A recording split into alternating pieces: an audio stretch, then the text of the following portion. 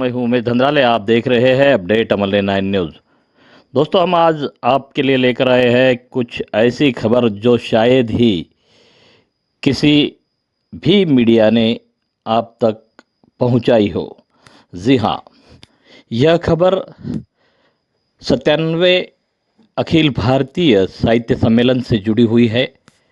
जिस खबर के लिए हमने आपको पहले ही दिन आगाज़ किया था कि जिस तरह से हम इस अखिल भारतीय साहित्य सम्मेलन की खूबियाँ आप तक पहुंचा रहे हैं, उसी तरह से हम इस साहित्य सम्मेलन में होने वाली गैर जिम्मेदारियां भी आप तक ज़रूर पहुंचाएंगे।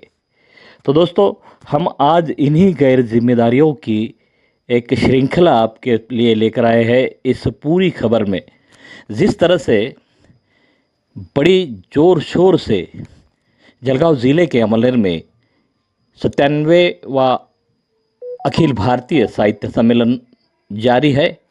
इस सम्मेलन में कई तरह की खामियां भी है, क्योंकि करोड़ों रुपए सरकार ने इस सम्मेलन के हेतु निधि के तौर पर दिए है और हमारा फ़र्ज़ बनता है कि इन पैसों का, जो कि जनता की टैक्स से दिए हुए होते हैं, इसका सही विनियोग हो।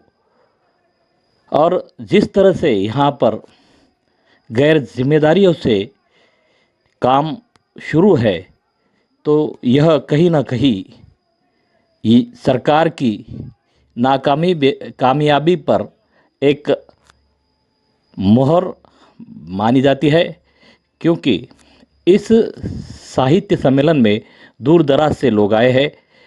यहाँ तक कि दिल्ली, गोवा तक से लोग अपनी कला को यहाँ जाहिर करने पहुँचे हैं। और इन्हीं साहित्यिकों को जब परेशानियों का सामना करना पड़ता है, तो जाहिर है कहीं ना कहीं यह साहित्य सम्मेलन का जो गैर जिम्मेदाराना रवैया है, यह एक तमाचा होगा उन आयोजकों के मुंह पर, जिन्होंने इस साहित्य सम्मेलन में कई अन्य लोगों को शामिल करके इस साहित्य सम्मेलन का पूरी तरह से कंट्रोल उनके हाथों में दे दिया। और यही वजह रही कि इस साहित्य सम्मेलन की अब धज्जियां उड़ती नज़र आ रही है। इस साहित्य सम्मेलन में हम जब बात करते हैं खाने की, तो कई बार ऐसा हुआ कि कई घंटों तक खाने के लिए इंतज़ार करना पड़ता रहा। तो दूसरी तरफ कई बार कुछ इस तरह का खाना परोसा गया जो शायद ही कभी किसी साहित्य सम्मेलन में इन साहित्यिकों ने या कवियों ने खाया हो।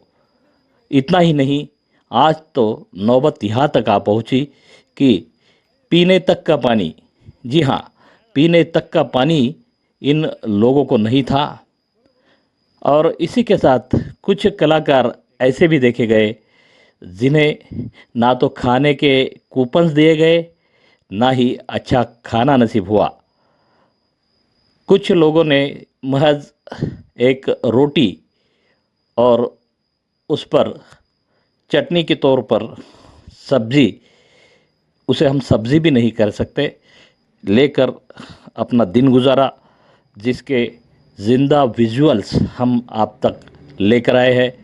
और इसी तरह से इस साहित्य सम्मेलन में जो किताबों की दुकानें लगी है, उन किताबों की दुकानों से लाखों रुपए की कमाई आयोजकों को हुई है।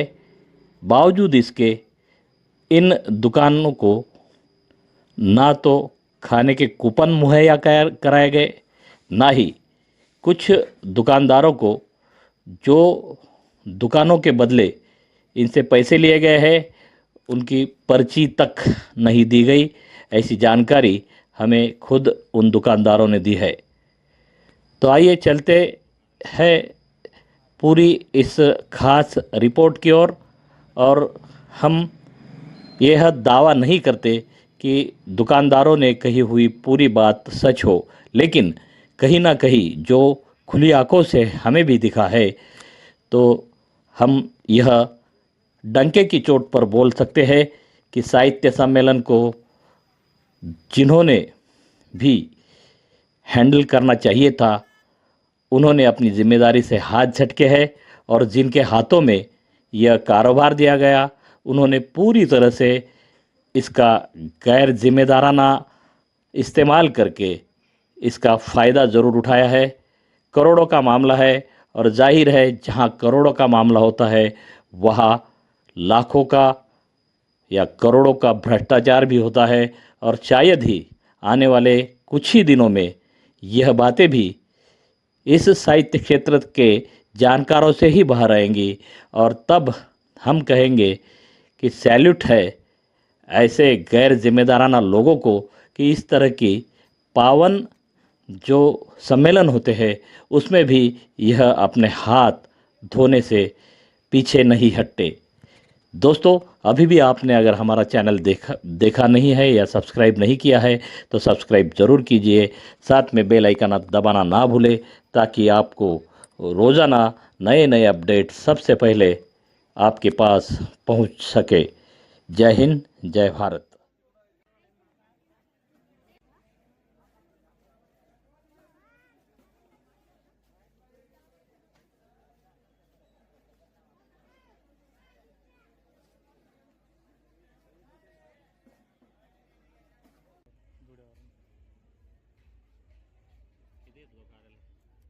आता 25 किती दिवस आता शेवटला दिवस आहे.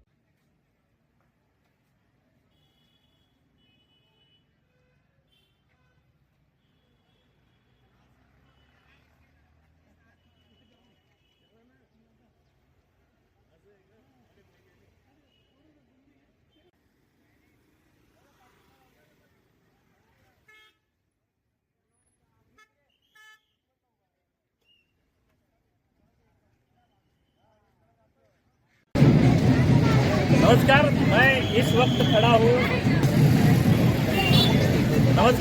वक्त खड़ा हूँ प्रताप महाविद्यालय के गेट पर, जहां अखिल भारतीय साहित्य सम्मेलन का समारोह जारी है। लेकिन आप देख सकते हैं इस समारोह के गेट पर यह किसी साहित्य या किताबों के दुकानों का कुछ होल्डिंग या बोर्ड नहीं लगा हुआ है।